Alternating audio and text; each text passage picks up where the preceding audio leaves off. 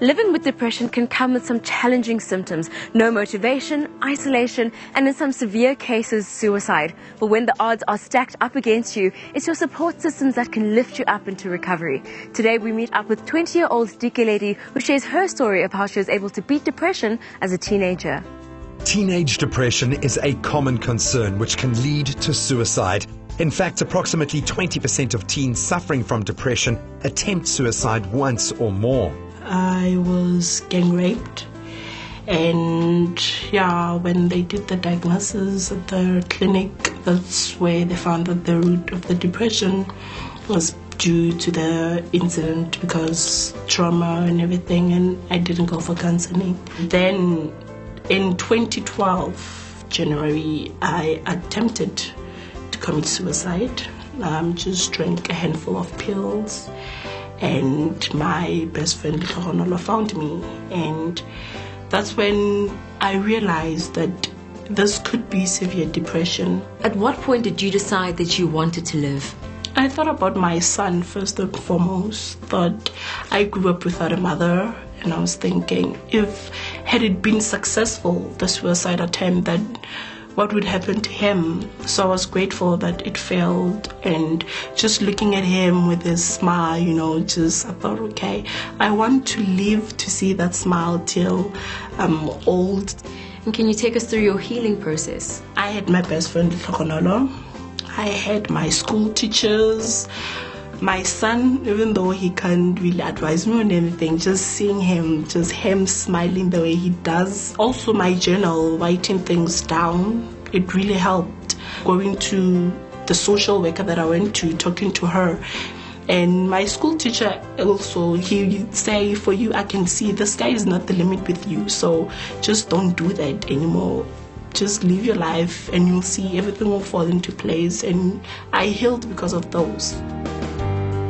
Meaningful communication is key to helping a teenager. Where a parent cannot fulfill this role, other family members or teachers can provide this kind of support.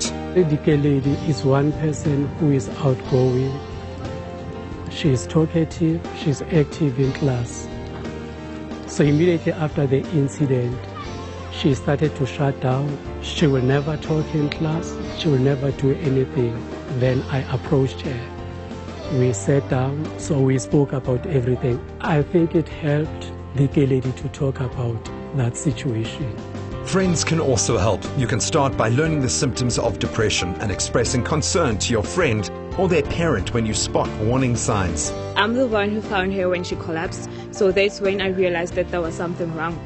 I asked her after I picked her up. That's when I realized she had a problem. And why do you think it's important for people going through depression to have support from friends and family? They need to know that we care about them, trying to encourage them so that they fight the depression. So it's important to support them, to be there for them. It's important to remember that depression is a medical condition, and you can seek help from your GP, who may refer you to a mental health professional for further assistance. Dikeledi, your son was only 2 years old when you experienced your trauma. How did everything that you went through change your relationship with him? I neglected him. I just isolated myself from everybody, including him. So at that time, I was selfish. I didn't want to consider him. I didn't want to consider anybody. I was just considering myself, my own feelings, and what I was going through. As I healed, we became more closer. Every morning when he wakes up, just gives me the smile and a hug. And I thought, okay, those moments, they're just priceless, You now help other girls in your school going through the same thing, work through their depression. What words of advice would you have for them? One thing that got me through was prayer, because when you're depressed, it's like your spirituality goes out of the window too. And allow other people to get into your space. Allow them to help you. Be thankful for help. Take any help that comes your way. Talk about it, write about it. I believe that crying, it makes everything better. So when you cry, it's like you're wiping away that burden off you. So do anything that you want, just as long as it can help you heal. Then you're good to go if you do that.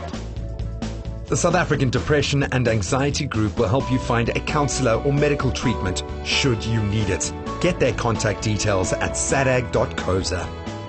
I hope Dikeledi's story serves as inspiration for anyone else going through depression. There really is light at the end of the tunnel, and your first steps towards it is to open up and talk to someone.